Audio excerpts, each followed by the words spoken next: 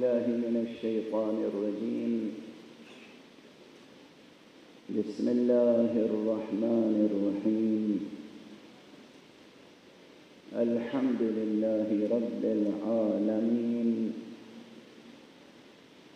والصلاة والسلام على أشرف الخلائق أجمعين، سيدنا وسيد الأولين والآخرين، حبيبنا وحبيب إله العالمين، إمام المرسلين وخاتم النبيين، شفيع المذنبين ورحمة للعالمين، أبي القاسم المصطفى محمد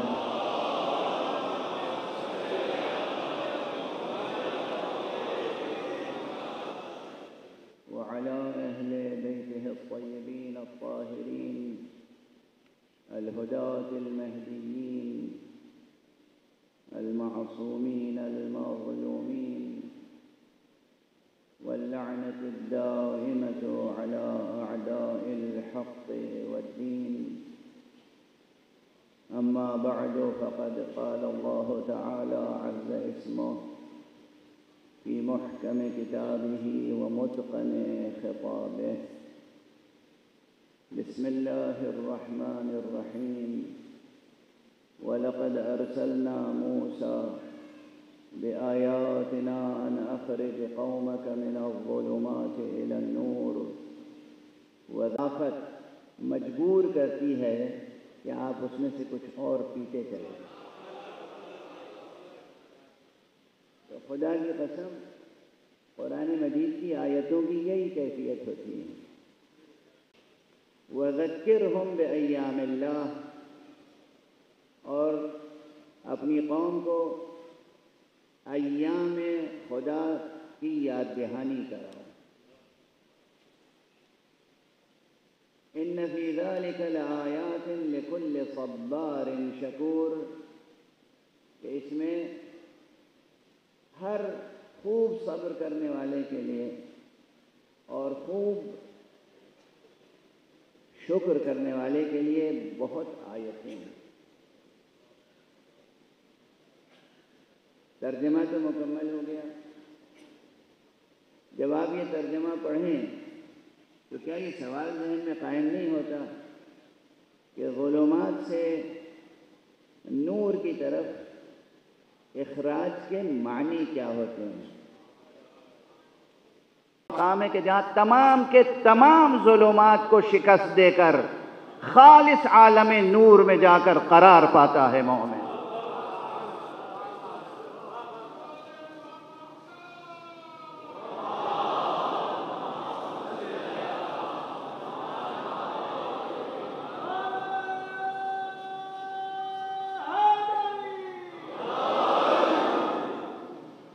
تو اب میں حالانکہ زیادہ دیر تک زحمت نہیں لوں گا، بحث سنگین ہے جو پیش نظر ہے آج میرے، اور توقع ہے فرش عزا پر بیٹھنے والے افراد کی ذہانتوں سے کہ وہ اس کو بہت آسانی سے انشاءاللہ قبول فرمائیں گے. ظلمات میں کچھ تو بہت آسانی سے آپ کے ذہن میں آ جانے چاہیے. محرمات و مکروہات، انسانی زندگی میں جو محرمات و مکروہات ہیں یہ سب ظلمات ہیں. گناہ ظلمات ہیں. خدا کی نافرمانی ظلمات میں شامل ہے. اچھا، کبھی یہ ہوتا ہے کہ اللہ سبحانہ و تعالیٰ کا کوئی حکم ہے اور معلوم ہے کہ واجب ہے، اسے ترک کیا تو ظلمت ہے. واجب نہیں ہے، آپ سمجھ لیں کہ یہ کام مستحب ہے. مستحب یعنی واجب تو نہیں ہے، مستحب ہے، اسے ترک کر دیا. ظلمت یہاں بھی ہے. کیوں؟ مستحب کے معنی کیا ہے؟ یہ لفظ مستحب کہاں سے نکلا ہے؟ روٹ ورڈ کیا ہے اس کا؟ صاد سے تھوڑی ہے مصطحب، سین سے ہے مستحب. یہ مستحب حب سے نکلا ہے. حب بے بے، یہ 3 حرف کا جو روٹ ورڈ ہے عربی میں حب، اس سے نکلا ہے مستحب۔ مستحب یعنی وہ عمل یا وہ چیز جو کسی کو محبوب ہو، جو پسندیدہ ہو، جس سے محبت ہو۔ وہ عمل جس سے اللہ کو محبت ہو، اگرچہ اس نے واجب نہ قرار دیا ہو، پھر بھی یہ جانتے ہوئے کہ اسے پسند ہے چھوڑ دینا کون سی عاشقانہ شان ہے؟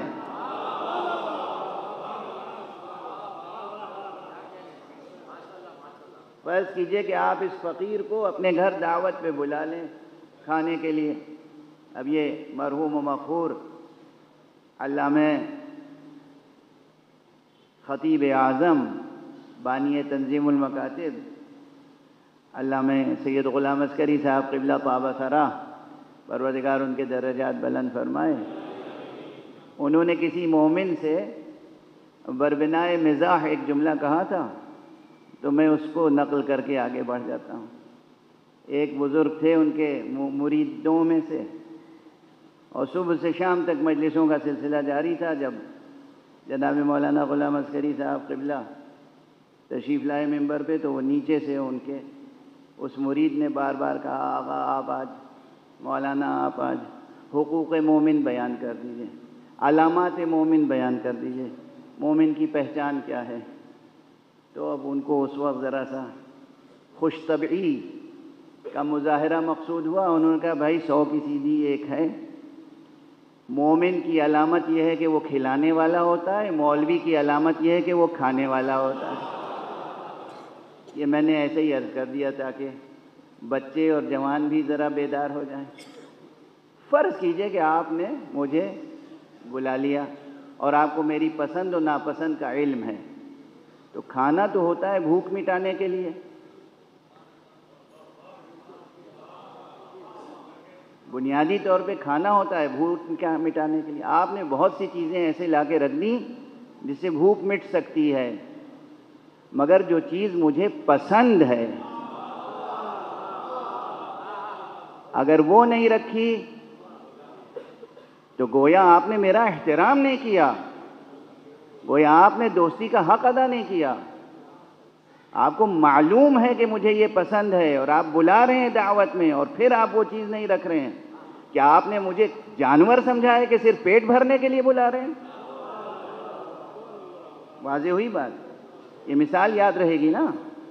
اس مثال کو میں نے صرف اس لیے دیا ہے کہ اللہ ہے، رسول ہیں، ائمہ ہیں، وہ آپ کے اللہ ہے، خالق ہے، مالک ہے، رازق ہے، معبود برحق ہے، اس کی اطاعت ہم پر لازم ہے، اور اطاعت کی بنیاد بھی اس نے محبت پر رکھی ہے، جبر پر نہیں رکھی۔ جبراً وہ اپنی اطاعت نہیں کراتا، بربنائے محبت اطاعت کا طلبگار ہے، اور جب بربنائے محبت اطاعت کا طلبگار ہے، اس اطاعت میں آپ اسی چیز کو چھوڑ دیں جسے وہ پسند کرتا ہے، تو کون سی اطاعت ہوئی؟ اب اگر واجب ادا کر دیا اور مستحبات سے بغیر کسی سبب کے، ہاں اگر کوئی سبب ہے، مانع ہے، یعنی معلوم ہے کہ مولانا صاحب کو میٹھا پسند ہے، اور یہ بھی معلوم ہے کہ مولانا صاحب پرہیز نہیں کرتے ہیں، اور یہ بھی معلوم ہے کہ انہیں شوگر ہے، مریض ہیں ذیابیطس کے، تو اب دوست پر لازم ہے کہ کھانا تو کھلائے مگر شیرینی نہ لائے سامنے۔ یہ ایک الگ بات ہوئی نا، یہاں علت ہے، سبب ہے، کوئی وجہ ہے، کوئی مجبوری ہے، اور یہ نہ لانا بھی دوستی ہے، لے آنا اور پیش کرنا دشمنی ہے۔ واضح ہوئی بات؟ کوئی سبب ہو ٹھیک ہے، مستحب چھوڑ دیں، بلا سبب مستحب چھوڑ دینا۔ فرصت ہے کہ ہم 2 رکعت نماز پڑھیں واجب، اور اس سے زیادہ 2 رکعت نماز اور ہم فجر کی مستحب پڑھ لیں، نافلہ فجر جسے کہتے ہیں، مگر ہم جان بوجھ کر بغیر کسی مرض کے، بغیر کسی علت کے، اور ہم وہ 2 رکعت چھوڑ دیں، یہ تو نافلہ ہے، مستحب ہے، صرف واجب پڑھ لیں. تو معلوم ہے کیسی روشنی ہوگی؟ جب صبح کو سورج نہیں نکلتا یا شام کو سورج ڈوبنے لگتا ہے، اس وقت جیسے اندھیرے اجالے کی ملی ہوئی کیفیت ہوتی ہے نا، وہ روشنی تو نصیب ہوگی. لیکن جیسے نصف النہار کے وقت سورج کی روشنی ہوتی ہے یا شب بدر میں چاند کی روشنی ہوتی ہے، اس روشنی سے محروم رہیں گے. لیکن لازم کیا ہے کہ تمام ظلمتوں سے نکل کر خالص نور تک پہنچیں. اس کے معنی ہے کہ واجبات بھی ادا کرنے اور حتی الامکان مستحبات بھی ادا کرنے ہیں. دوسری طرف محرمات ظاہر ہے کہ ظلمات ہیں، گناہ، عصیان ظلمات ہیں. اور اسی کے ساتھ ساتھ یہ کہ مکروہات، اب یہی سمجھا جاتا ہے کہ بھئی حرام تو ٹھیک ہے لیکن مکروہ کوئی حرج نہیں ہے، کلو مکروہ جائز، ہر مکروہ جائز ہے. ایسا نہیں ہے، ٹیکنیکلی جائز ہے مگر اس میں تاریکی تو ہے. مکروہ یعنی وہ چیز جس سے محبوب کو کراہت ہو. مکروہ یعنی جس سے کراہت ہو. اللہ کو، رسول کو، امام کو، آپ کے ولی برحق کو جس چیز سے کراہت ہے آپ کثرت سے انجام دے رہے ہیں. یہ کون سا انداز ولا ہے؟ یہ کون سا کی عاشقانہ ادا ہے؟ واضح ہے. محرمات قطعا نہ ہوں، مکروہات جب تک ایسے اسباب نہ پیدا ہو جائیں کہ وہ مکروہ مستحب بن جائے، آپ مکروہ پہ عمل نہ کریں.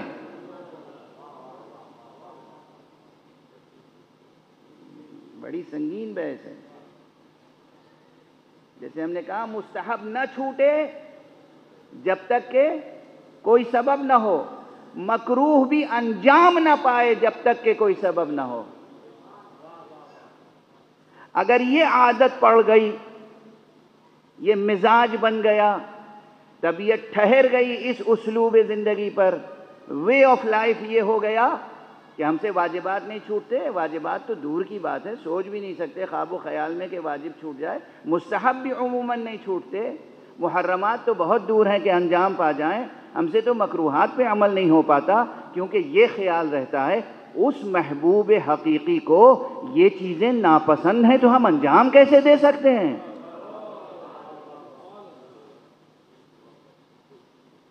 تو اب آپ کو اندازہ ہوا کہ کس طریقے سے زندگی میں ظلمات سے نکل کے نور کی طرف جانا ہے. آپ کو اپنے ارادے اور اپنے اختیار سے ظلمتوں سے نکل کے نور کی طرف جو سفر طے کرنا ہے وہ کس طرح طے کرنا ہے.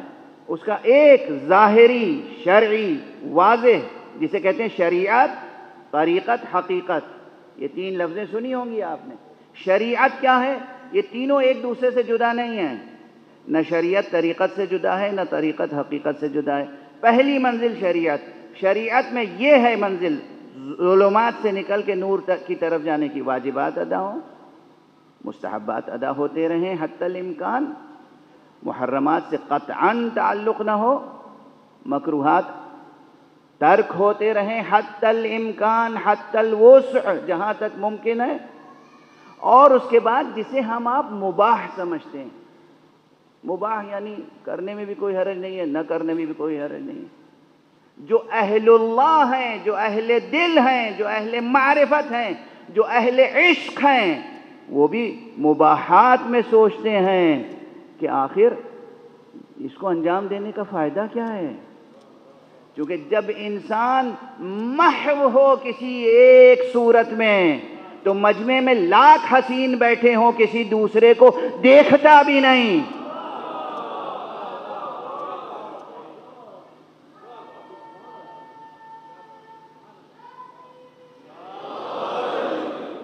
واضح ہے.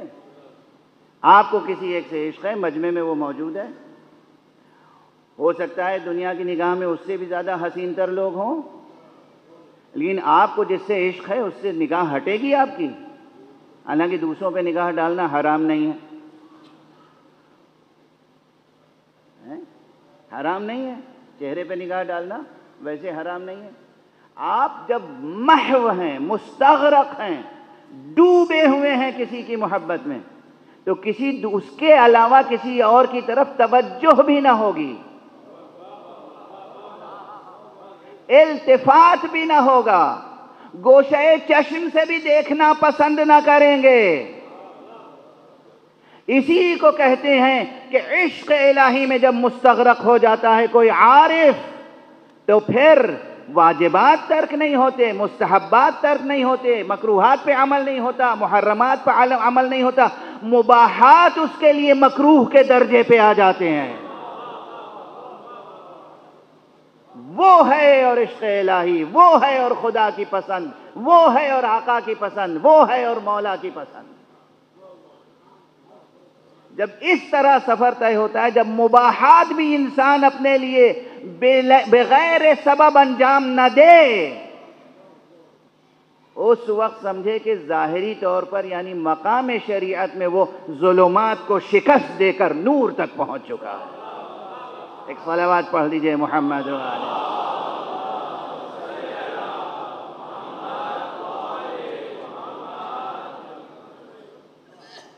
یہ وہ طریقہ ہے سفر کا کہ کس طریقے سے ہم ظلمتوں سے نکلیں اور نور تک پہنچے ہیں. اور یہ تربیت گہوارے سے ہونی چاہیے، یہ تربیت آغوش مادر سے ہونی چاہیے، اور یہ تربیت مسلسل جاری رہنی چاہیے. ایک منزل وہ ہوتی ہے کہ جب ماں بچے کی حفاظت کرتی ہے مکروہات سے، ایک منزل وہ ہوتی ہے جب بچہ گھر سے باہر نکلنے لگتا ہے تو پھر باپ نگرانی کرتا ہے، مدرسے میں جاتا ہے تو استاد نگرانی کرتا ہے. پھر ایک وہ منزل آتی ہے کہ انسان اپنے نفس کی خود نگرانی کرتا ہے، خود مراقبت کرتا ہے کہ کوئی عمل ہم سے ایسا نہ ہونے پائے جو خلاف استحباب ہو، جو خدا کی پسند کے برخلاف ہو. یہ ایک منزل. اب دوسری منزل کی طرف اشارہ کر دوں. ایک وہ سفر ہے، یہ تو ہمیں جب نکلنا ہے ظلمات سے نور کی طرف، تو یہ ایک راستہ ہے اور ناگزیر راستہ ہے، اس کا بدل کوئی نہیں ہے. یہ نہیں ہے کہ ہم نعرے بہت لگاتے ہیں تو پھر ہمارے لیے باقی چیزیں سب مباح ہو گئیں، کوئی فریضہ ہم پر عائد ہی نہیں ہوتا. یعنی بعض ایسے، نعوذ باللہ من ذالک، نعوذ باللہ، ہزار بار نعوذ باللہ، میرے کانوں تک یہ آوازیں آئی ہیں، تحریری طور پر شکایتیں آئی ہیں، سوالات آئے ہیں کہ ہم تو علی والے ہیں، ہمارے اوپر شریعت کا اطلاق نہیں ہوتا. استغفر اللہ ربی واتوب الیہ، اطلاق نہیں ہوتا. آپ علی والے ہیں، آپ ہی پر شریعت کا اطلاق ہوتا ہے.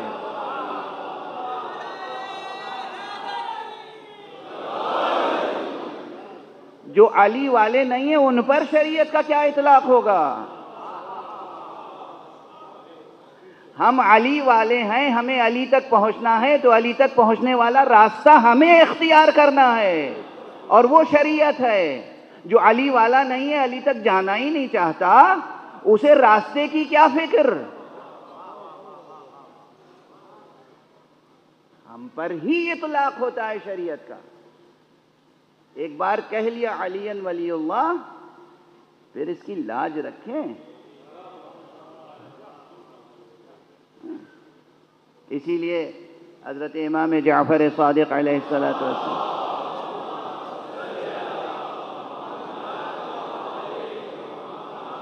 نے ارشاد فرمایا ہے کہ کونوا لنا زینا ولا تکونوا علینا شینا. دیکھو تم ہمارے لیے سبب زینت اور سبب فخر بنو، ہمارے دامن پر داغ نہ بنو. کہ دنیا والے کہیں کہ دیکھیں یہ ہیں ان کے، یہ امام کی فریاد ہے. امام چونکہ ہم علی والے ہیں تو سب سے زیادہ ذمہ داری شریعت پر عمل کرنے کی، شریعت کی حفاظت کرنے کی ہم پر عائد ہوتی ہے. یہ ایک رخ کہ ہمیں کس طریقے سے ظلمات سے نکل کر نور مطلق تک، نور خالص تک پہنچنا ہے. اگر ہم یہ کوشش کریں گے تو معصوم نے فرمایا ہے کہ السعی منا والاتمام من اللہ، کوشش کرنا ہمارا کام ہے، بندوں کا، مخلوقات کا، اور اس کوشش کو بارور کرنا خدا کا کام ہے۔ بالکل ویسے ہی کہ جیسے کسی زمین کو آپ جوتتے ہیں، بوتے ہیں، سینچتے ہیں، دانہ ڈال دیتے ہیں، اتنا کام آپ کا ہے۔ باقی اب اس دانے کو بارور کرنا یہ کسی کسان کے اختیار میں نہیں ہے، کسی زارع کے اختیار میں نہیں ہے، کسی باغبان کے اختیار میں نہیں ہے۔ اب دانہ ڈال دینا، بیج بو دینا، پودا لگا دینا، بس یہیں تک ہے۔ یہ واقعاً پروان چڑھے گا اور بارور ہوگا، یہ اختیار حق سبحانہ و تعالی نے اپنے ہاتھ میں رکھا ہے۔ اسی طرح عمل کرنا ہمارا کام ہے، اخلاص نیت کے ساتھ، اور اس عمل کے تخم عمل کو بارور کرنا اس کے اختیار میں ہے۔ بارور ہونے کی شرط ایک ہی ہے، اور وہ ہے اخلاص۔ ممکن نہیں ہے کہ کوئی عمل اخلاص کے ساتھ انجام دیا جائے اور بارور نہ ہو، ممکن نہیں ہے۔ جب بھی کہیں عمل میں رکاوٹ آئے تو دیکھنا چاہیے ہماری نیت میں کہیں کھوٹ تو نہیں تھی، کیونکہ یہ بھی ارشاد مصطفیٰ صلی اللہ علیہ وآلہ وسلم۔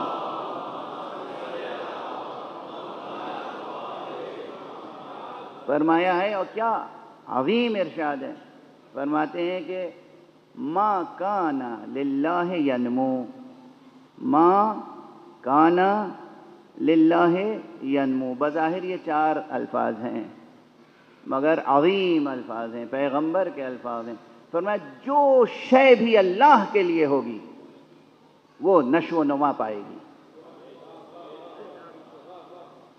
جو تخم بھی، جو پودا بھی اللہ کے لیے لگایا جائے گا، کوئی باد سموم اس کو یہ نہیں کر سکتی کہ وہ پودا مرجھا جائے یا مر جائے وہ بیج۔ ما کان للہ ینمو، جو بھی اللہ کے لیے ہوگا نشو و نما پائے گا۔ تو یہ اس جہت سے ہماری نیت، ہمارا عمل، واجبات کی پابندی، مستحبات کی ادائیگی حتی الامکان، محرمات کو ترک کرنا مطلقاً، مکروہات سے حتی الامکان اجتناب، مباحات سے بھی حتی الامکان پرہیز، یہ ظاہری سفر ہے جو ہمیں ظلمات سے نور کی طرف لے جانے والا ہے۔ اور وہ کس طرح کرتا ہے ظلمتوں سے نور کی طرف لے جانے کا اہتمام؟ اس کے ہاتھ میں تکوین ہے، ہمارے ہاتھ میں تکوین ہے ہی نہیں۔ تکوین ہمارے اختیار میں نہیں ہے، اس لیے ہماری حدیں عمل کی کیا ہیں؟ شریعت، تشریع۔ تکوین اس کے ہاتھ میں۔ تکوین اور تشریع کے معنی یہ ہے، جو بچے ہیں، جوان ہیں، ان کے لیے تکوین کہتے ہیں بنانا، اور تشریع کہتے ہیں قانون بنانا۔ تو قانون اعتباری چیزیں ہوتی ہیں، اور تکوین حقیقت سے جڑی ہوئی ہوتی ہے، وجودی حقیقت ہے۔ یعنی آنکھیں تو ہم نہیں بنا سکتے، آنکھیں بنانا اس کا کام ہے۔ آنکھوں میں نور ہم پیدا نہیں کر سکتے، آنکھوں میں نور پیدا کرنا اس کا کام ہے۔ اس کے حکم پر ہم یہ کر سکتے ہیں کہ کہاں آنکھیں بند رکھنی ہیں، کہاں آنکھیں کھولنی ہیں۔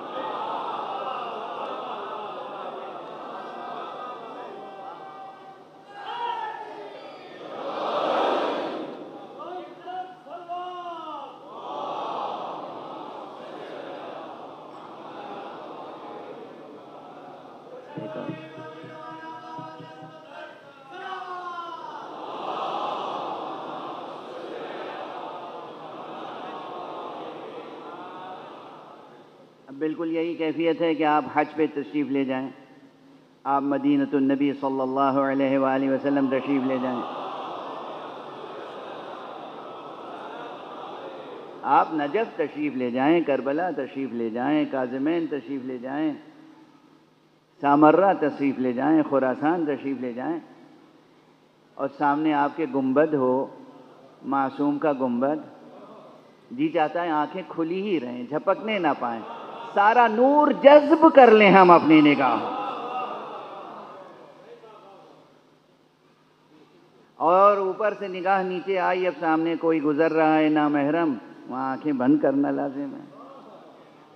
آنکھیں اس لیے بھی بند کرنا لازم ہے کہ یہ نور نظر بے جا ضائع نہ کیا جائے، بے جا ضائع نہ کیا جائے۔ یہ وہ ریاضت ہے شریعت کے تحت۔ میں نے عرض کیا کہ آنکھیں دینا خدا کا کام ہے، یہ کان بنانا اور اس میں یہ میکینزم اور یہ ٹیکنیکلٹیز اور یہ تمام اس کا اسٹرکچر کہ صاحب یہ اس کی فیزیولوجی کہ کان کیسا ہو، اس کے اندر کی ہڈیاں کیسی ہوں، کس طریقے سے یہ آواز جائے گی اندر اور سنیں گے، اور یہ بنانا اللہ کا کام ہے۔ ہمیں کہا تم کان تو نہیں بنا سکتے، اس میں صلاحیت نہیں، یہ ہمارا کام ہے۔ تم پر یہ پابندی ہے کہ سنو تو اچھی باتیں سنو، بری باتیں ہونے لگیں تو کان بند کر لو، اٹھ کے چلے جاؤ وہاں سے۔ تو ہمارے حدود شریعت پر عمل، اللہ سبحانہ و تعالیٰ کے اختیار میں تکوین ہے، چونکہ اس کے اختیار میں تکوین ہے تو وہ پھر تکوینی طریقے سے ظلمتوں سے نکال کے نور تک لے جاتا ہے۔ یہ جو مسلسل عمل ہے نا، رات آتی ہے پھر ہم دیکھتے ہیں رات کافور ہو گئی، دن ہو گیا۔ یہ رات کا کافور ہو کے دن ہو جانا یہ ایک علامت ہے کہ کیسے ظلمتیں مٹتی ہیں اور نور پیدا ہوتا ہے۔ یہ علامت ہے، یہ علامت ہے۔ اور جتنے مادی چیزیں ہیں پھر وہ ظلمات میں شمار ہوتی ہیں۔ میٹر کیا ہے؟ ہماری اصطلاح میں ظلمات میں سے ہے۔ اور اس کی مثال یوں رکھ لیجئے، کیوں ظلمات میں سے؟ صاحب مادے میں کیا خرابی ہے؟ سب سے بڑی خرابی یہی ہے کہ کسی روشنی کے سامنے رکھ دیجئے کوئی مادی چیز، اندھیرا کر دیتی ہے۔ سایہ کس کا ہوتا ہے؟ مادی چیز کا سایہ ہوتا ہے۔ جو چیز سایہ پیدا کرے وہ خود کیا ہوگی؟ تو مادے کو ظلمات شمار کرنا دیوانگی نہیں ہے، عین آگہی ہے۔ مادی دنیا سب کی سب ظلمات ہے۔ ہمارا جسم ظلمات ہے، یہ زمین ظلمات ہے، یہ فضائیں سب ظلمات۔ کس طریقے سے اس ظلمات سے نکال کے نور خالص تک لے جاتا ہے پروردگار؟ این سوال اہم۔ ایک صلوات پڑھ دیجئے محمد و آلہ۔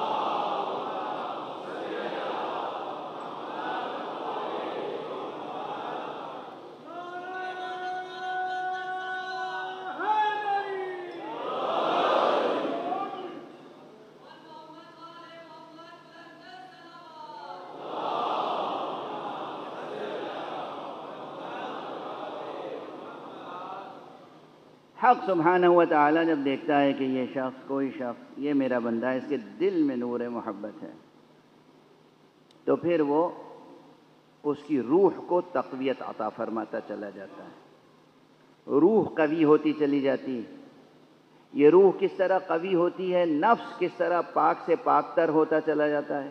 دیکھیے یاد رکھیے گا، بنیادی طور پہ جو نفس ہے یہ پاک ہے، نفس حقیقتاً نفیس ہے، یہ وہ گوہر آبدار اور گوہر نفیس ہے جو حق سبحانہ و تعالیٰ نے ودیعت کیا ہے، آپ کو اس جسم میں چھپا کر رکھا ہے، اس کی دی ہوئی چیز ہے۔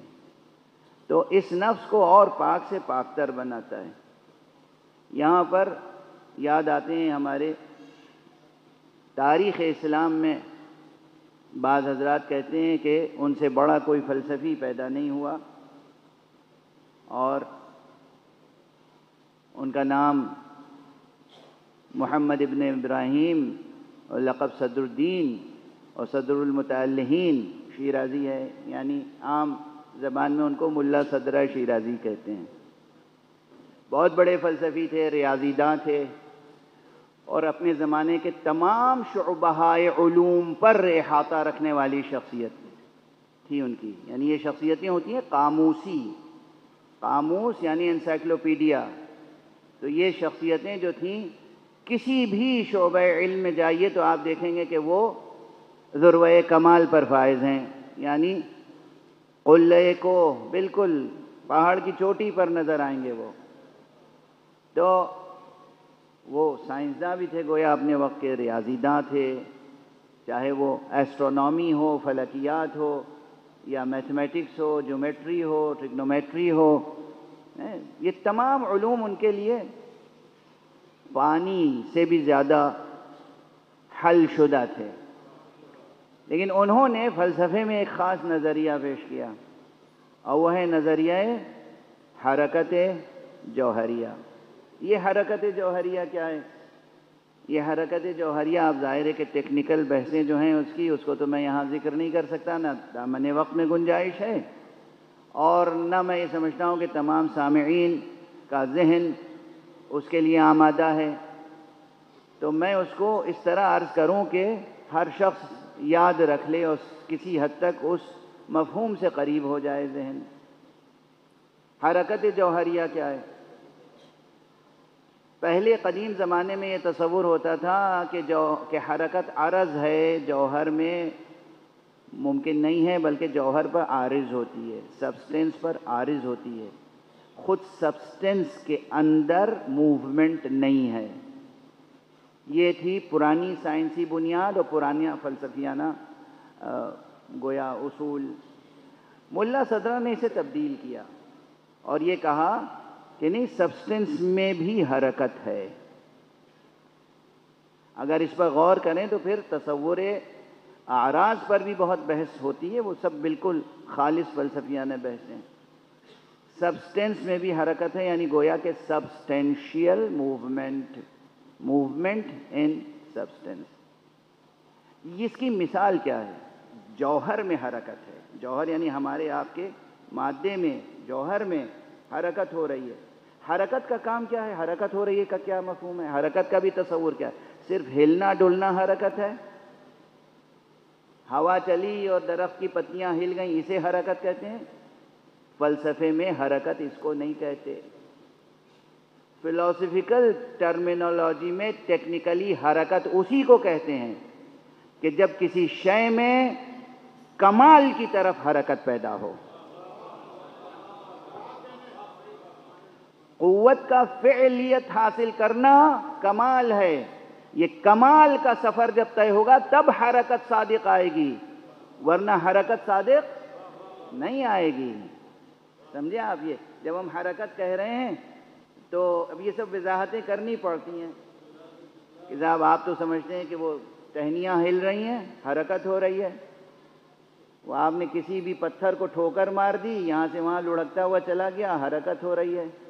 ارے یہ سب کار عبث ہے. حرکت اس لیے کہتے ہیں کہ کسی شے میں جو خصوصیتیں، جو صفتیں پوشیدہ ہیں، وہ صفتیں عیاں ہو جائیں، اسے کہتے ہیں حرکت. فلسفے کی اصطلاح میں وہ ہے کمال کی طرف سفر. کمال کی طرف سفر کا نام ہے حرکت. حق سبحانہ و تعالی نے ہر شے میں ودیعت فرمائی ہے یہ حرکت، کہ شے ہمیشہ اپنے کمال کی طرف سفر کرتی رہے، ہر شے. اور یہ آپ کے اندر، ہمارے اندر بھی موجود ہے. ہمارے شریعت پر عمل سے اس حرکت میں مدد حاصل ہوتی ہے کہ ہمارا نفس تقویت پاتا جائے اور ظلمتوں کو شکست دے کر نور کی طرف سفر کرتا چلا جائے. ٹھہر کے ایک چھوٹی سی مثال دے دوں تاکہ بات واضح ہو جائے. گلاب کو کیوں پسند کرتے ہیں لوگ؟ یا اس کے رنگ کے لیے، اور اس سے بھی بڑھ کر اصل کیا ہے؟ خوشبو کے لیے. ورنہ ہم تو یورپ میں رہتے ہیں ایسی جگہ کہ جہاں کے پھولوں میں خوشبو نہیں ہوتی. یہ کہاں؟ آپ بھی تو وہیں رہتے ہیں، آپ بتائیے، وہاں ترس جاتے ہیں گلاب کی خوشبو کے لیے. ایسے پھول ملتے ہیں نظر آنے میں دیدہ زیب ہیں لیکن ان میں خوشبو نہیں ہے، تو پھر اس کو دوبارہ دیکھنے کا بھی جی نہیں چاہتا. گلاب اپنی خوشبو کے لیے ٹھیک ہے. اچھا، یہ خوشبو کیسے پیدا ہوتی ہے؟ کون اس میں خوشبو ڈالتا ہے؟ گلاب کی قلم لگاتے ہیں آپ، اتنی سی قلم لگا دیتے ہیں جو لوگ باغبانی کا ذوق رکھتے ہیں، اور خاص طور سے یہ ہمارے بانی مجلس اعضاء آج یہ طاہر صاحب ماشاءاللہ کیا باغبانی کا ذوق رکھتے ہیں. آپ ادھر تشریف لائیں.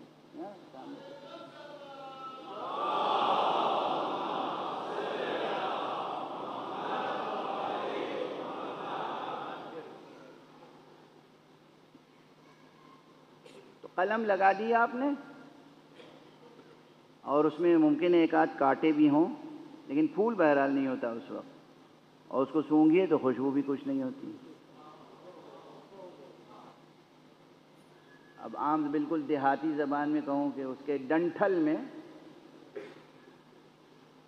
کوئی خوشبو نہیں ہوتی. اور اب اگر اہتمام سے لگایا ہے، شریعت پہ عمل کیا، یعنی اس کی شریعت، قلم لگانے کی تمیز ہے اور تہذیب ہے، قلم لگانے کا سلیقہ معلوم ہے، قلم لگانے کا موسم معلوم ہے، قلم لگا کے اس کو پروان چڑھانے کا سب جتن کیا ہے، تو پھر قدرت کی طرف سے کیا ہوگا کہ وہ نشو و نما پائے گا، پورا پودا بنے گا. اب وہ قلم نہیں ہے، اب وہ گلبن بن جائے گا. گلبن کسے کہتے ہیں؟ گلاب کے پودے کو گلبن کہتے ہیں. ٹھیک ہے نا؟ تو اب گلبن بن جائے گا، اس میں اب کلیاں آئیں گی. کلی کو سونگھیے، خوشبو ہے؟ نہیں ہے. ایک وقت آئے گا جب وہ کلی کھلے گی، پھول مکمل ہوگا، اب اس کی خوشبو بکھرے گی. یہ جو خوشبو آئی، یہ کہاں سے آئی؟ کون سی حرکت پیدا ہوئی اس میں؟ یہ کیا پودا ٹہلتا رہا باغ میں؟ یہ قلم جو ہے، یہ پودا پہلے سے جو موجود گلاب کے پودے تھے، ایک ایک کے پاس جا کے کیا معانقہ مصافحہ کرتا رہا؟ کہ کبھی اس پودے کے پاس گیا کہ بھئی یہ بالغ ہے گلاب کا پودا، اس کے پاس جائیں تو تھوڑی اس کی خوشبو لے لیں، وہ بہت پرانا گلاب کا پودا ہے، اس کے پاس جائیں خوشبو لے لیں. چندے کی خوشبو ہے؟ مانگے کا اجالا ہے؟ نہ چندے کی خوشبو ہے نہ مانگے کا اجالا. خود اس کے اندر وہ اپنی جگہ موجود ہے، اس کے اندر جب وہ مکمل ہوا تو خوشبو پیدا ہوئی. یہ خوشبو پیدا ہوئی ہے حرکت جوہریہ کی بنا پر. اس خوشبو کا کمال اس میں چھپا ہوا تھا. ایک سفر طے کیا ہے پودے نے، ایک حرکت ہے اس میں جس کے نتیجے میں یہ خوشبو عیاں ہوئی. لیکن ابھی یہ خوشبو نور تو ہے مگر ظلمت کے ساتھ، کیونکہ گلاب کے پھول میں ہے.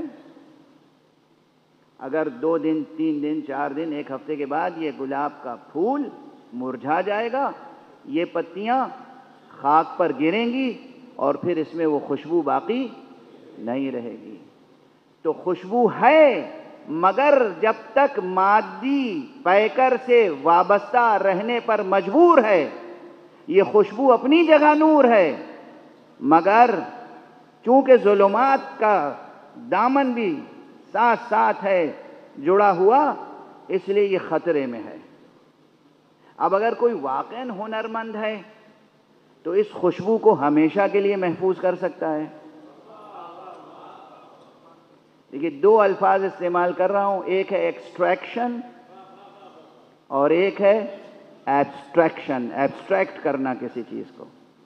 ایکسٹریکشن آپ جو لوگ ہنر جانتے ہیں، extraction of essence of rose, یہ جو گلاب کے پودے سے گلاب سے اس کی خوشبو کو، اس کے جوہر کو نکال کر اس طرح محفوظ کر لیتے ہیں کہ اب نہ وہ پودا ہے، نہ اس کی جڑیں ہیں، نہ کانٹے ہیں، نہ کلی ہے، نہ پھول ہے، نہ پھول کی پتی کا ایک ریزہ ہے، مگر اس کی خوشبو جوں کی توں محفوظ. یعنی وہ ظلمتیں سب کی سب ختم ہو گئیں اور اس کا نور خالص موجود ہے اپنی جگہ پر. یہی کیفیت آپ کی ہے کہ آپ کے اندر بہت سی قوتیں ہیں، بہت سی صفتیں ہیں، بہت سے ایٹریبیوٹس ہیں، بہت سے کیریکٹرسٹکس ہیں، بہت سی چیزیں ہیں جو آپ کے اندر چھپی ہوئی ہیں۔ جب ماں کی گود میں بچہ آتا ہے رحم مادر سے تو بولتا ہے وہ، لیکن بولنے کی صفت اس میں چھپی ہوئی ہے۔ سنتا ہے وہ، پوری باتیں سن نہیں پاتا، اور سنتا بھی ہے تو سمجھ نہیں پاتا، سمجھنے کی صفت اس میں چھپی ہوئی ہے۔ اور اسی طرح نہ جانے کتنی صفتیں اس میں چھپی ہوئی ہیں۔ اب یہ جیسے جیسے بڑھے گا وہ اس کے اندر حرکت جوہریہ ہے، اس کے جوہر میں حرکت ہے، ایک ایک صفت اس کی قوت سے فعلیت میں بدلتی چلی جائے گی۔ پہلے وہ صفت چھپی ہوئی تھی، پھر وہ نمایاں ہوتی چلی جائے گی۔ یہ جو صورتحال ہے آپ کے سامنے، اسی طرح اور بہت سی صفتیں ہیں۔ سننے کی صفت ایک ظاہری صفت ہے، بولنے کی صفت ایک ظاہری صفت ہے، آنکھوں سے دیکھتا ہے، بچہ دیکھتا ہے مگر پہچانتا ہے فوراً۔ شیرخوار بچے باپ کو بھی نہیں پہچانتے۔ کس غرور میں ہیں آپ؟ نہیں پہچانتے۔ ارے مہینے بھر کا بچہ، 2 مہینے کا، 6 مہینے کا، سال بھر کا بچہ بھی آپ روزانہ گھر میں آ جا رہے ہیں تو وہ پہچان رہا ہے۔ ذرا 2 مہینے کے لیے سفر پہ چلے جائیے، پلٹ کے آئیے، آپ کی صورت دیکھ کے بھاگے گا بچہ۔ یہ کیا ہوا؟ آپ کا بیٹا، آپ کا بچہ آپ کو پہچان نہیں رہا ہے۔ آنکھیں تو ہیں اس کے پاس، آنکھوں کا کام ہے پہچاننا، مگر نہیں پہچان رہا ہے۔ اس کے معنی یہ ہے کہ پہچاننے کی صفت اس کے اندر ہے، مگر ابھی پوری طرح پروان نہیں چڑھی۔ یہ مثالیں یاد رہیں گی۔ تو بولنے کی صفت ہے اس بچے میں چھپی ہوئی، کمال کے درجے تک نہیں پہنچی۔ دیکھنے اور پہچاننے کی صفت ہے اس بچے میں چھپی ہوئی، کمال تک نہیں پہنچی۔ سننے کی اور سمجھنے کی صلاحیت ہے اس بچے میں، مگر کمال تک نہیں پہنچی۔ اسی طرح نامانوس حقیقتوں کو مانوس بنا لینے کی صفت ہے اس بچے میں، مگر ابھی کمال تک نہیں پہنچی۔ ابھی تو وہ بچہ ہے تو وہ مانوس حقیقتوں کو بھی نہیں سمجھ پا رہا ہے، کہ جائے کہ وہ حقیقتیں جو نامرئی ہیں، جو دکھائی دینے والی حقیقتیں، انہیں نہیں سمجھ پا رہا ہے، تو جو دکھائی نہیں دیتی ان آنکھوں سے انہیں کیا سمجھے گا؟ وہ اپنے باپ کو نہیں پہچانتا، باپ سامنے کھڑا ہے اور یہ نہیں سمجھتا کہ یہ باپ ہے، تو وہ اس کو کیسے سمجھے گا کہ جس نے پردے غیب میں رہتے ہوئے باپ کو باپ بنایا؟ تو ایک منزل کمال کی یہ ہے کہ وہ بچہ اتنا بڑا ہو جائے کہ وہ اپنے باپ کو پہچان سکے، دوسری منزل یہ ہے کہ وہ اس کو پہچان سکے جس نے باپ کو باپ بنایا ہے۔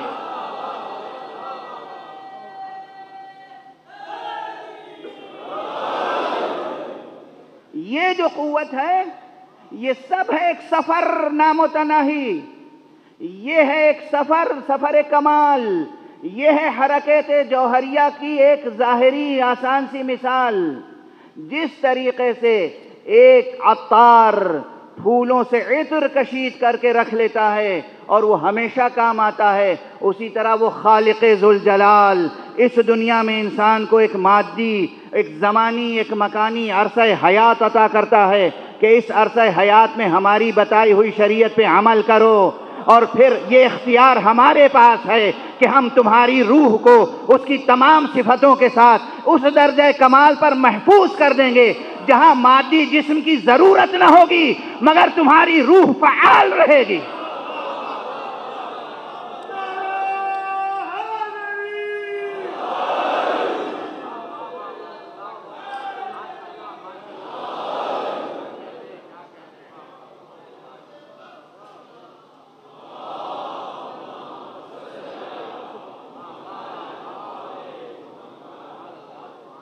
اب یہ فقرہ آیت کا سمجھ میں آیا؟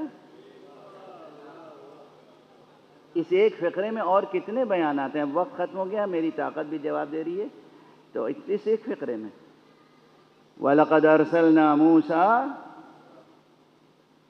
بِآيَاتِنَا أَنْ أَخْرِجْ قَوْمَكَ مِنَ الظُّلُمَاتِ إِلَى النُّورِ، اور ہم نے یقیناً موسیٰ کو بھیجا اپنی نشانیوں کے ساتھ، اپنی آیتوں کے ساتھ، اپنے معجزات کے ساتھ، کس لیے کہ تم اپنی قوم کو ظلمتوں سے نکالو، نور کی طرف لے جاؤ۔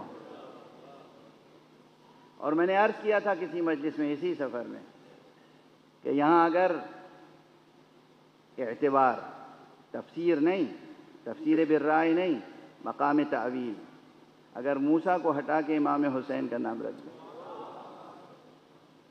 اللہ نے منتخب کیا تھا، مشیت حق نے منتخب کیا تھا آقا امام ابو عبداللہ الحسین علیہ السلام کو،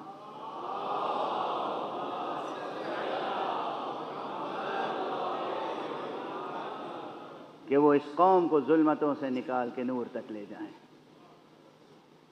اگرچہ میں یہیں سے کچھ جملے مصائب کے عرض کروں تو معال مجلس حاصل ہو جائے گا، مگر ایک مقام اور اجازت دیں تو میں عرض کر دوں، صرف ایک مقام۔ ابھی میں نے جو مثال دی وہ مثال کیا تھی کہ کچھ ایسی صفتیں ہوتی ہیں کہ جو درجہ کمال تک انسان میں آتی ہیں تو وہ اپنے سامنے کی حقیقتوں کو پہچاننے لگتا ہے، یعنی بچہ بڑا ہو کے باپ کو پہچاننے لگتا ہے، پھر وہ ایک اور کمال عقلی و عرفانی حاصل ہوتا ہے کہ وہ اس حقیقت کو پہچاننے لگتا ہے جس نے اسے باپ کی نعمت عطا کی، جس نے باپ کو باپ بنایا۔ واضح ہے؟ اور پھر میں نے عرض کیا کہ جتنی صفتیں ہیں ان صفتوں کو حقیقتاً تکوینی سطح پر، تکوینی تخلیقی سطح پر، وجودی سطح پر پروان چڑھانا کس کا کام ہے؟ حق سبحانہ و تعالیٰ کا۔ وہ پروان چڑھاتا ہے، اور وہ پروان چڑھاتا ہے تو کس طرح پروان چڑھاتا ہے کہ گلاب کی پتیاں نہ ہوں مگر خوشبو محفوظ رہ جائے، یعنی انسان کا جسم نہ ہو مگر انسان کی روح زندہ اور فعال رہے۔ جملہ یاد رکھیے گا آج، شاید اس سے پہلے کبھی میں نے اس طریقے سے اس حقیقت کی طرف اشارہ نہیں کیا ہے، یہ یاد رکھیے گا۔ یہ جو عام طور پر برزخ برزخ برزخ کے حالات لوگ بتاتے رہتے ہیں اور ڈراتے رہتے ہیں، یہ عجیب و غریب بیان ہے، میں اس وقت اس بیان پہ کوئی تبصرہ نہیں کروں گا۔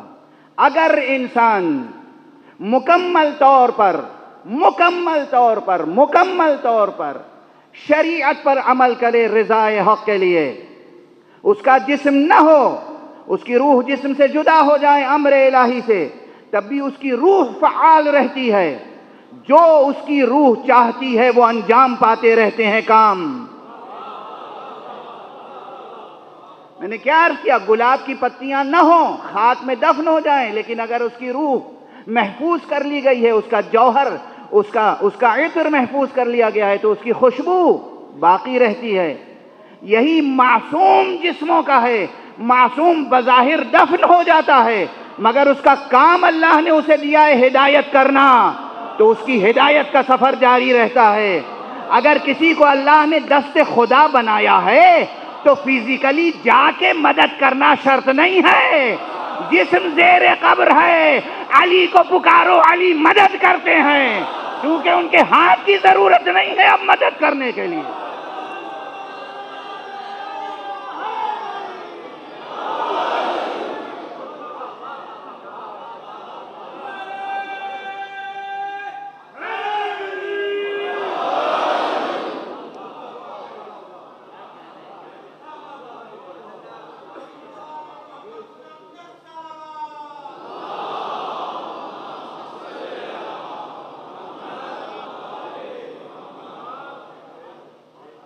بھئی آپ کسی کی مدد کرتے ہیں تو کبھی ہوتا ہے ہاتھ سے گئے، سنبھالا، پکڑا، اٹھایا، یہ مدد ہوئی؟ کوئی گرتا ہوا ہو انسان تو آپ اسے دوڑ کے پکڑتے ہیں اپنے ہاتھوں سے، لیکن جس نے سفر کمال طے کیا ہو اور خدا نے اسے سفر کمال طے کرایا ہو، یہ تو مثال دے رہا ہوں نا، یہاں بھی ان معصومین کی مدح کا حق ادا کہاں ہو سکتا ہے؟ یہ تو مثال ہے عام انسان کی کہ پیدا ہوئے اور پھر سفر کمال طے کیا۔ عام بچہ زبان منہ میں لے کے پیدا ہوتا ہے مگر بول نہیں سکتا، پہچان اس کی یہ ہے جس کو اللہ نے سفر کمال کے ذروۂ بالا پر پیدا ہی کیا ہو کہ وہ پیدا ہوتے ہی جیسے ہی رحل نبوت پہ آتا ہے تو پیام الہی کو دہرانے لگتا ہے۔ صلوات پڑھ دیجئے محمد و آلہ۔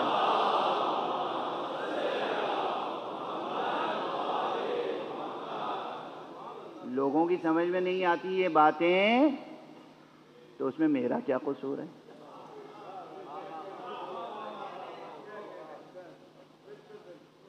لوگوں کی سمجھ میں نہیں آتی یہ باتیں، پیدا ہوتے ہی امیر المومنین علی ابن ابی طالب علیہ السلام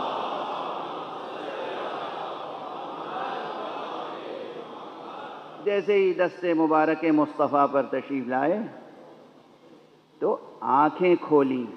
ابھی میں نے مثال دی تھی، بچہ پیدا ہوتا ہے باپ کو بھی نہیں پہچانتا. بچہ پیدا ہوتا ہے سنتا نہیں سمجھتا نہیں. جیسے ہی دست مبارک پر آنکھیں کھولی، مصطفیٰ کو پہچانا، تب تو مصطفیٰ نے کہا کہ تم نے اپنی نظر کے لیے مجھے مخصوص کیا ہے تو میں اپنے علم کے لیے تمہیں مخصوص کر رہا ہوں.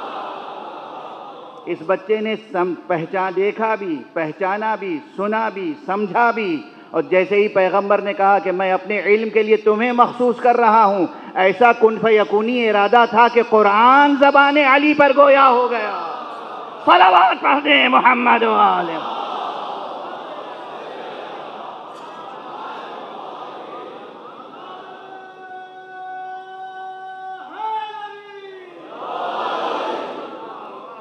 میں نے ابھی کہا تھا نا کہ مادے میں سایہ ہوتا ہے لیکن نور خالص تک جانا ہے. ہم انہیں نوری کیوں کہتے ہیں؟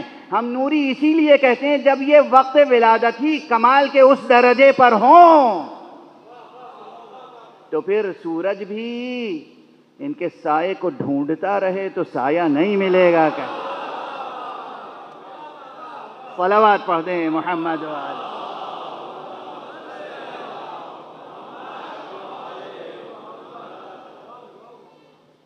یہ سب وجودی حقیقتیں ہیں، یہ وجودی حقیقتیں. بس گفتگو تمام. میں نے عرض کیا تھا کہ مدد کرنا یہ چاہیں تو اس ہاتھ کے محتاج تھوڑی ہیں. کوئی مدد کے لیے پکارے تو یہ چل کے جانے کے لیے محتاج تھوڑی ہیں. منطق فلسفہ لے کے تشریف لاتے ہیں ابتدائی منطق کی کتابیں پڑھنے والے کہ جب کیسے ممکن ہے اس جگہ پر ہوں اور اس جگہ پر ہوں اور اس جگہ پر ہوں اور اس جگہ پر ہوں. بہرحال زمانی ہیں، مکانی ہیں، کیسے ممکن ہے ایک وقت میں ایک شخص جزئی قضیہ شخصی، وہ کیسے ممکن ہے کہ بہت سی جگہوں پہ پہنچے؟ سبحان اللہ سبحان اللہ. یہ منطق ہم نے بھی پڑھی ہے جناب، وہ طبیعیات ہم نے بھی پڑھی ہے، شرح طبیعیات ملا صدرہ بھی پڑھی ہے، اس پہ جتنے حواشی ہیں وہ بھی پڑھے ہیں. کوئی عبارت آپ کی سمجھ میں نہ آتی ہو تو مجھ سے آ کے مباحثہ کر لیجئے گا. عاجزی سے کہہ رہا ہوں، غرور سے نہیں. معلوم ہے کہ غرور اور تکبر کا ٹھکانہ جہنم ہے. میں تو اس سرور میں کہہ رہا ہوں جو سرور حب علی ہے.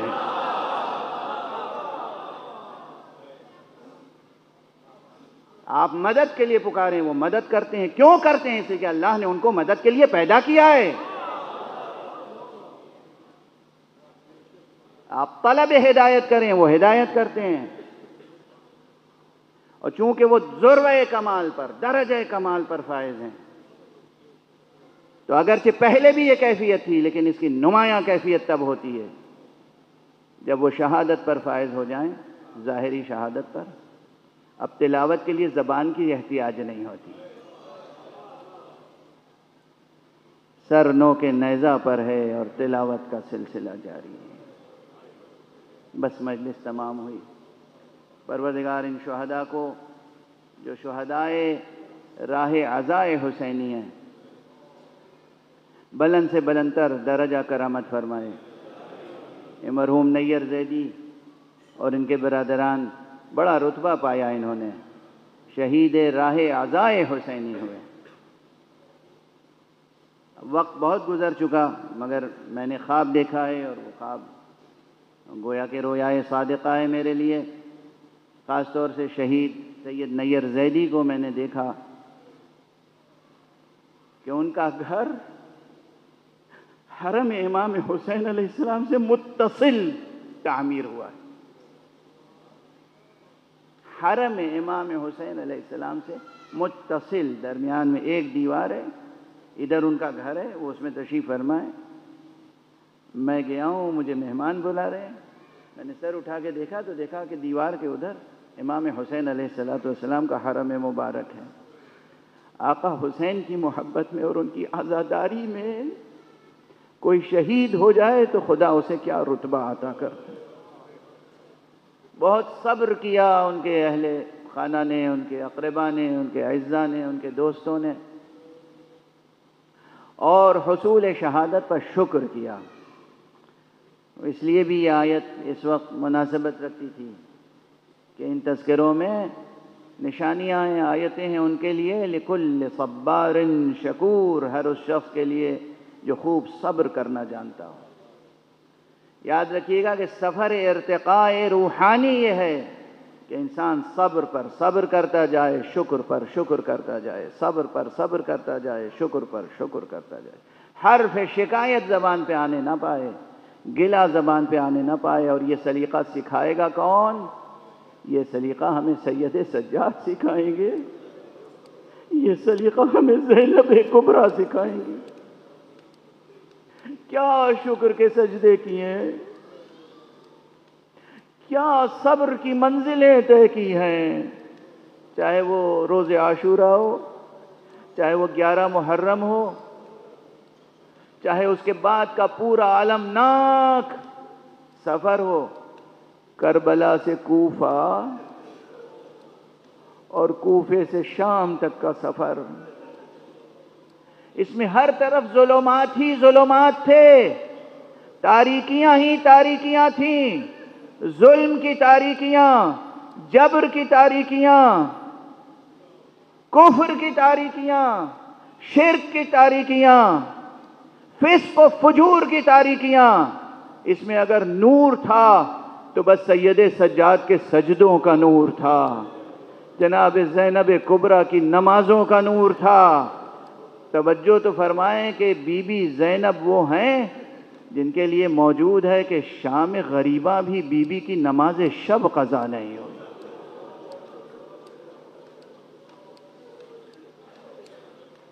بس سید سجاد نے دیکھا تو اتنا دیکھا کہ بیٹھ کر نماز پڑھ رہی ہیں، اور یہی کیفیت جناب زینب کبریٰ کی قید خانہ شام تک رہی۔ قید خانہ شام میں بھی ایک مرتبہ یہ مکالمہ نقل ہوا ہے کہ جناب سید سجاد نے پوچھا ہے جناب زینب کبریٰ سے، پھوپھی اماں، میں نے کبھی آپ کو بیٹھ کر نماز پڑھتے ہوئے نہیں دیکھا، کیا سبب ہے کہ آج بیٹھ کر نماز پڑھ رہی ہیں؟ بی بی نے جواب دیا کہ بیٹا، کربلا سے آج تک آب و دانہ اتنی کم مقدار میں آتا ہے کہ اسیر بچوں کے لیے کافی نہیں ہوتا، میں اپنے حصے کی غذا بچوں کو کھلا دیتی ہوں، اپنے حصے کا پانی بچوں کو پلا دیتی ہوں، اب میرے اندر اتنی طاقت نہیں رہ گئی کہ کھڑے ہو کر نمازیں پڑھ سکوں۔ اجرکم علی اللہ، اجرکم علی اللہ۔ یہ صبر پر صبر کرنے والے، یہ شکر پر شکر کرنے والے، یہ اللہ کے وہ منتخب بندے تھے کہ جنہوں نے عملاً دکھایا ہے کہ کس طریقے سے ظلمتوں سے نکل کے نور تک پہنچا جاتا ہے، نور مطلق تک۔ وہ خود نوری تھے، نورانی تھے، بلند ترین مرتبہ وجود پر فائز تھے، مگر ہمارے اور آپ کے لیے یہ زحمتیں اٹھا رہے تھے کہ کس طریقے سے اپنے نفس پر ضبط کیا جاتا ہے، اختیار قائم کیا جاتا ہے، اپنے نفس پر اختیار حق کو کس طرح محکم و مستحکم کیا جاتا ہے۔ کتنے مصائب کے واقعات ہیں۔ مورخین نے کہاں لکھے؟ مورخین کو کیا غرض تھی؟ مورخین ان کے وفادار کب تھے؟ ہم جب واقعات بیان کرتے ہیں تو لوگ سوال کرتے ہیں کہ فلاں کتاب میں نہیں ہے، اور فلاں کتاب میں نہیں ہے، فلاں کتاب میں نہیں ہے۔ ان مصنفین کو اہل بیت سے نسبت کیا تھی؟ یہ ہمارے خاندان کے مصائب ہیں، آلام ہیں، واقعات ہیں جو ہم تک سینہ بسینہ، دہن بدہن پہنچے ہیں۔ کس طریقے سے جناب بی بی زینب نے کتنے مقامات پر جناب سید سجاد کو ظاہری طور پہ سہارا دیا ہے۔ آپ سب مسلسل سن رہے ہیں، بس تذکر اور تذکرہ اس لیے ہوتا ہے، دہرائی جاتی ہیں باتیں تاکہ معال مجلس حاصل ہو جائے، ان آنسوؤں سے ہمارے اور آپ کے نفس کا تزکیہ ہو اور ظلمتوں کو شکست دے کر نور کی طرف سفر جاری رکھا جا سکے۔ پہلی منزل تو وہی ہے کہ جہاں خیمے جل رہے تھے اور جناب سید سجاد خود اپنے قدموں سے ان جلتے ہوئے خیموں سے بھڑکتے ہوئے شعلوں سے باہر نہیں آ سکتے تھے، ایک مرتبہ جناب زینب کبریٰ داخل ہوئی ہیں بھڑکتے ہوئے شعلوں میں اور اپنی پشت مبارک پر لے کر باہر آئیں۔ یہ پہلا مرحلہ تھا۔ دوسرا مرحلہ وہ تھا کہ جب قتل گاہ سے گزارا جا رہا تھا،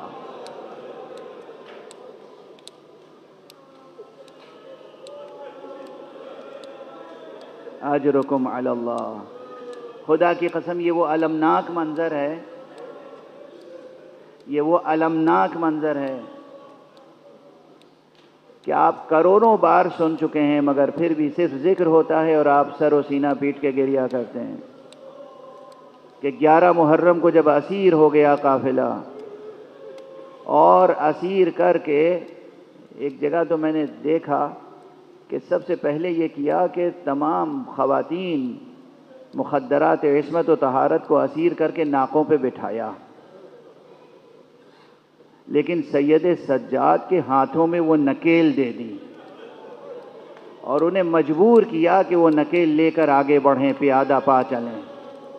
گویا کہ ایک جوان غیور بیٹا اپنی ماں بہنوں کو اسیر لے کے خود جا رہا۔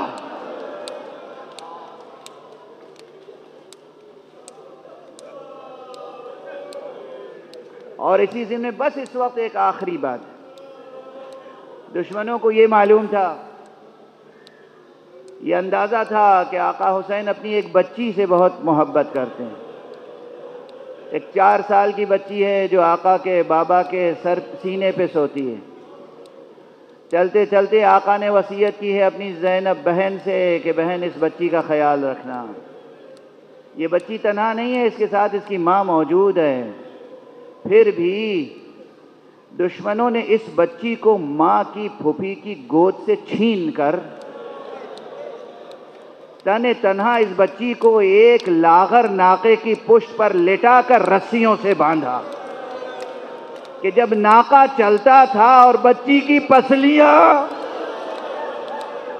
دکھتی تھی، زخم پیدا ہوتا تھا، پکارتی تھی ہائے میری ماں، پھوپھی جان، مادر گرامی، بابا، آپ کے بعد بڑی مصیبتیں پڑی ہیں، میں کیسی تنہا اور بے سہارا ہو گئی ہوں۔